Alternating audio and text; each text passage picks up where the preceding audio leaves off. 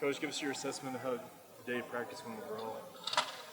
Pretty good. Always hard to tell without film, as usual. But the guys are still working hard and competing hard. I think there's good energy out there, and that's, to me, just off the cuff judgment. That's usually what I go by. I thought the energy was good. We haven't talked a ton of special teams, so ask you about it. What are you seeing from your special teams guy? You got all the experience there. The health of the team is, I think, one indicator of what kind of role players we're going to have on special teams. As you guys know, we have the specialists back, and so from a special teams coordinator standpoint, I rest a little easier when we have our starting punter, our starting kicker, the guys that have caught punts before, returned kickoffs before, snapper, holder, all that is back in place. But the bulk of the work there and blocking and tackling comes from the depth of the team, and right now we've got a healthy team, and I'm excited to see what they can all do as a unit. Any areas of concern or anything, or what do you want to see those guys improve on in that area before the first game?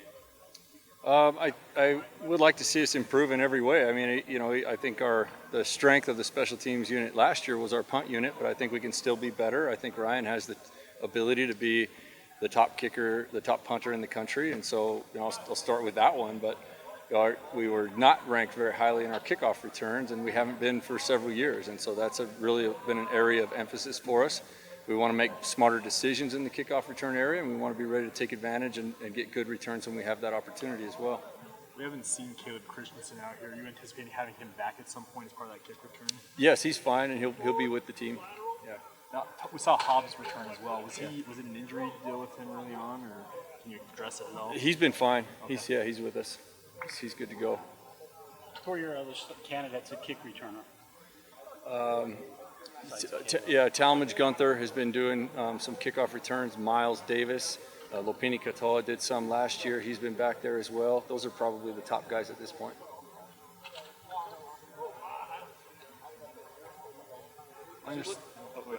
On your safety front, it seems like Malik's kind of locked in at one spot. Who are the other guys opposite him right now? Ammon Hanneman has done a really nice job. He played a lot last year, but he was like a first-year player. He had big ups and big downs, and his consistency is much better right now. I feel very good about where he's at. We moved Micah Harper from corner. He's been he's been available the whole camp, but not full speed, and he'll be fine for the game. And he's getting back to full speed right now. So really anxious to see what he brings coming from a different position.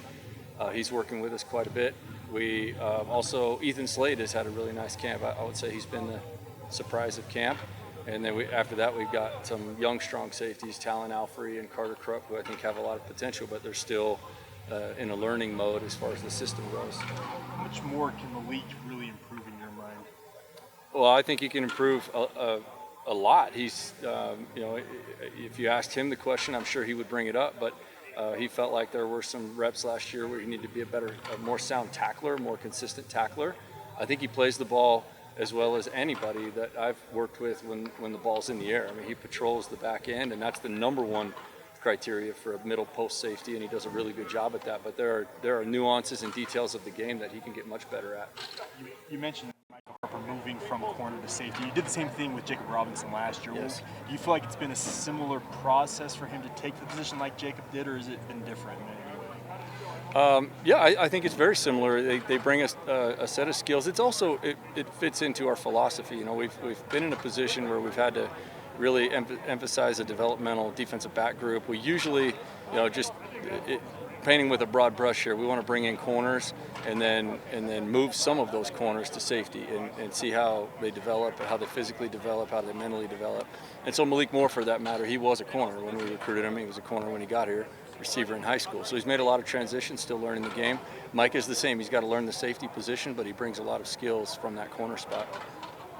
If we think about the heat and humidity that you face in South Florida, and it's a reality, what's the balance of trying to be ready for that, but not overthink those types of things like altitude when people come here, things like that? Yeah, I think you just said it. I think it needs to be kind of like simply stated, simply addressed, and then talk about the strategies that we use. The administration has seen fit for us to travel like an NFL team would, so we're going to get there, about 36 hours before the game starts, or over 36 hours, which is kind of standard.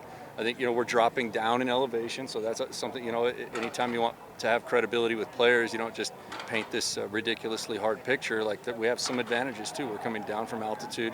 We're going to sea level. That's a plus. It's going to be more humid than we're used to. That we're going to have to get used to that. We're going to have to make sure we hydrate, and they may very well be hotter than what we're used to. Or at least it'll feel that way. Do you take extra steps to prepare for humidity and things like that, or is there stuff you can do during camp or practice for that?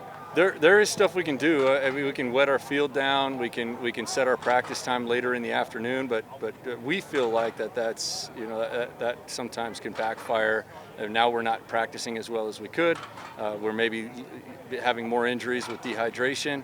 I think the idea of trying to simulate at 100% the environment that you're going to be in, I don't think that's necessarily what we would want to do. We have a couple of guys that are experts in that with Skylar and Colby, and those guys are sports scientists, and so Kalani really talks mostly with them, runs it by the coaching staff, and I think where we're at right now, keep our focus on practicing hard at the time we had scheduled, understanding what the challenges are going to be there, and not making the guys kind of freak out about something.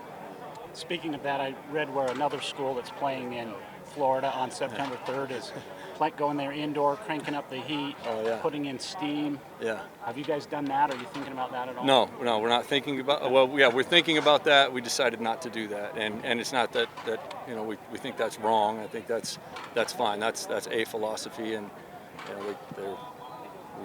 we feel good about the philosophy we have.